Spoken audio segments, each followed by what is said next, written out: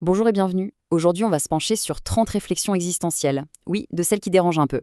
Ce sont des pensées qui nous poussent à questionner notre place dans le monde. En fait, cette analyse, c'est un peu un concentré des questions les plus fortes de cette collection, pour essayer d'y voir plus clair. C'est une porte d'entrée pour commencer à réfléchir. Allez, on commence.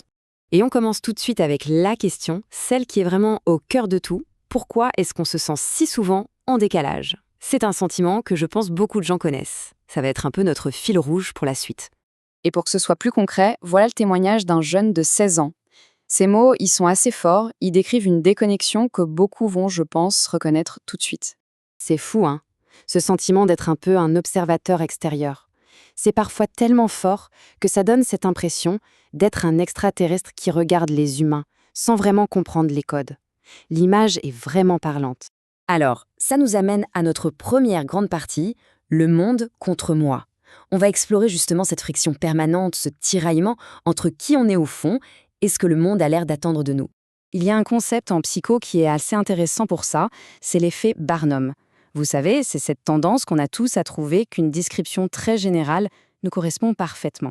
Alors oui, tout le monde se sent différent de temps en temps, mais pour certaines personnes, ce n'est pas juste une impression, c'est une réalité profonde et qui peut être vraiment épuisante.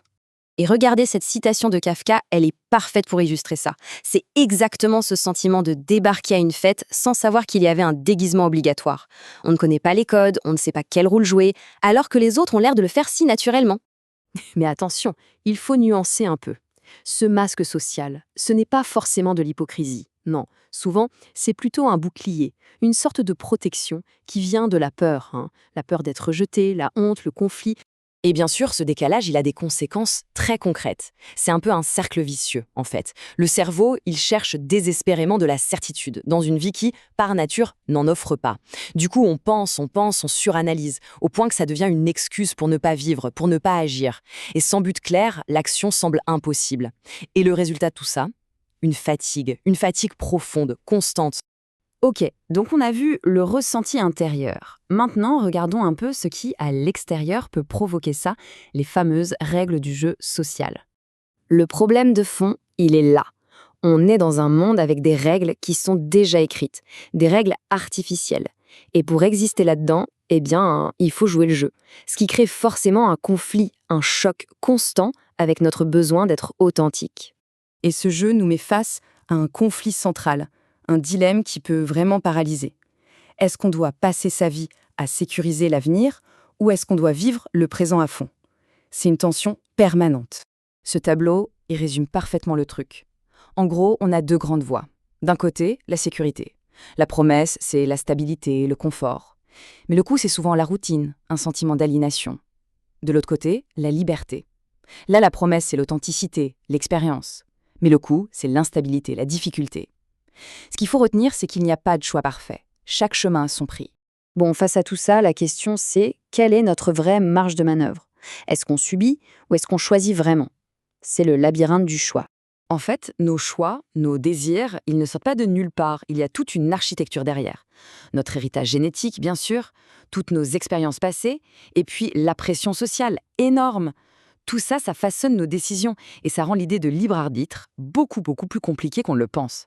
Mais, et c'est ça le point crucial, voir cette architecture, en prendre conscience, ce n'est pas se dire « Ah, tout est foutu ». Non, c'est le tout premier pas pour la changer.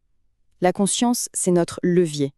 C'est seulement quand on voit les murs de la prison qu'on peut commencer à chercher la sortie. Allez, on change de sujet, mais on reste dans le thème du choix. On va parler d'un domaine où c'est à la fois vital et hyper confus. L'amour. La grande question, le grand amour, est-ce que ça existe? Le problème, c'est qu'on prend souvent pour de l'amour des choses qui n'en sont pas vraiment. Par exemple, le besoin de combler un manque. L'autre devient une sorte de pansement. Ou alors la projection d'un idéal. On tombe amoureux d'une image, pas de la personne réelle. Et puis, il y a l'addiction à l'intensité, à l'excitation du début. C'est fort, mais ça ne dure pas forcément. Alors, c'est quoi l'amour réel? Peut-être que c'est moins un sentiment passif qu'un acte, un choix. C'est voir l'autre personne exactement comme elle est, avec ses défauts, pas comme on aurait besoin qu'elle soit, et malgré ça, choisir quand même de construire quelque chose ensemble. On arrive à la fin de notre parcours. Et la conclusion, c'est un peu ça. Si la vie n'est pas une carte routière avec un itinéraire tout tracé, alors comment on trouve son chemin? Eh bien, il ne nous faut pas une carte, mais une boussole. Et le point de départ de cette boussole, c'est cette idée qui est fondamentale. Vivre, c'est choisir. Et le truc, c'est que choisir, c'est toujours accepter de renoncer à autre chose. On ne peut pas tout avoir. Du coup, le vrai choix dans la vie, ce n'est pas de savoir si on va souffrir ou non. Ça, c'est inévitable. Non, le vrai choix, c'est comment on va souffrir. Pour quelle cause, pour quel but est-on prêt à se battre, à lutter? La question, c'est de choisir une souffrance qui a du sens, plutôt qu'un confort qui n'en a pas. Et c'est là-dessus qu'on va se quitter. Avec cette question, qui est peut-être la plus importante de toutes. Elle change complètement la perspective. On ne cherche plus une vie heureuse, on cherche à construire une vie qui a du sens. Et cette question, elle est simple et vertigineuse à la fois. C'est une excellente piste pour continuer à réfléchir, bien après la fin de cette présentation.